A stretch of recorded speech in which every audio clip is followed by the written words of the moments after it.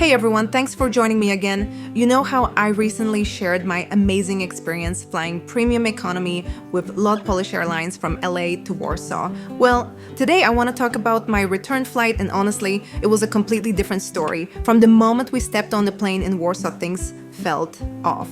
Tony's seat in premium economy, the one we specifically paid extra for, wouldn't recline at all. He kept trying to adjust it, thinking maybe he was doing something wrong, but nope, it was just broken. Usually, Tony and I have this little system where we swap seats during long flights, so we each get a turn.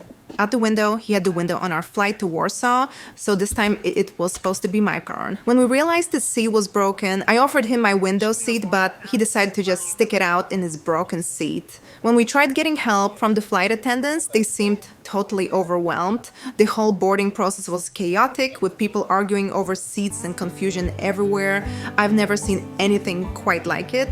It was as if nobody knew what was going on, and the stress in the air was palpable. The plane itself was nothing like the beautiful Dreamliner we flew on the way to Warsaw. Everything felt worn down and dirty. I try not to be too picky about these things, but when I found old gum on my seatbelt, that was just too much. I mean, come on, this is premium economy we're talking about. The cabin felt really outdated compared to the sleek Dreamliner experience we had on our outbound flight, and it was pretty clear this aircraft needed some serious maintenance. Watching Tony try to get comfortable during that 12-hour flight in a seat that wouldn't recline was honestly heartbreaking. We kept trying to find another seat for him, but by the time the flight attendants told us we could move, other passengers had already claimed all the available spots with their bags and stuff. It was like a game of musical chairs, except nobody wanted to share. The flight attendants were so busy dealing with other issues that Tony's broken seat problem seemed to fall completely off their radar. When we finally got their attention again, they just told us to find any available seat in premium economy, which,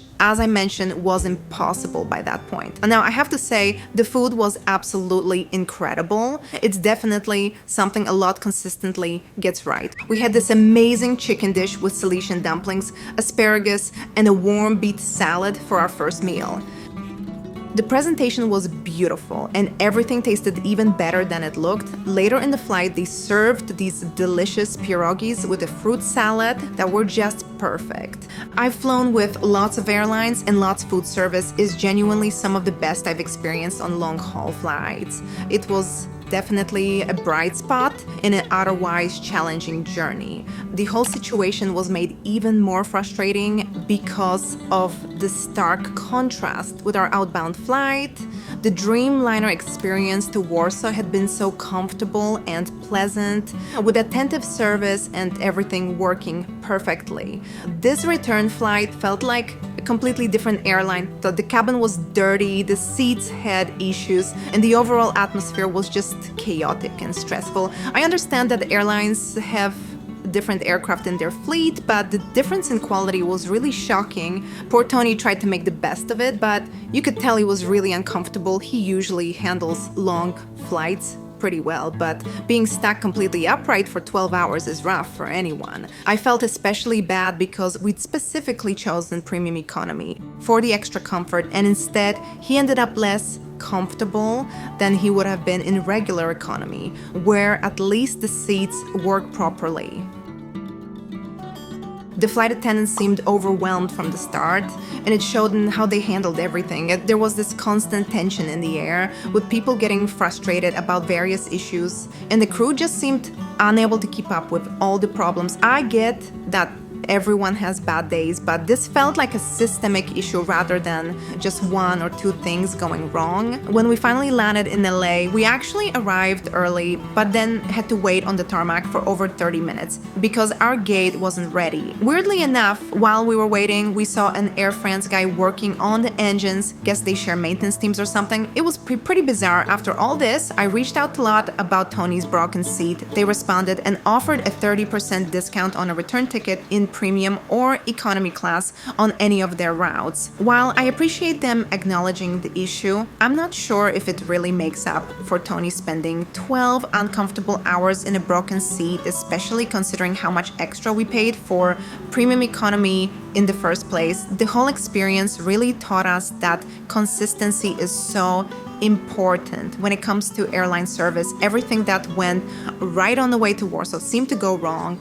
On the return, the only consistent thing was the fantastic food service, which honestly helped make the experience a bit more bearable. I really hope this was just a one-off bad experience because our first flight with them was so good. What about you guys? Have you ever had a similar experience with an airline? How did you handle it? And what do you think about the compensation? Is a 30% discount on a future flight fare for a broken premium economy seat on a 12-hour journey? Let me know your thoughts in the comments, and don't forget to subscribe if you want to see more of our travel adventures. Hopefully my next review will be more positive. Thanks for watching, everyone. I try to keep things real in my reviews, and while this wasn't the experience we were hoping for, I always think it's important to share both the good and the bad. That's what helps all of us make better travel decisions, right? Plus, it's worth noting that even with all these issues, LOT still has some strong points. Their food service is seriously impressive, and our outbound flight proved they can deliver a great experience when everything goes right. Maybe they were just having a really off day on this return flight.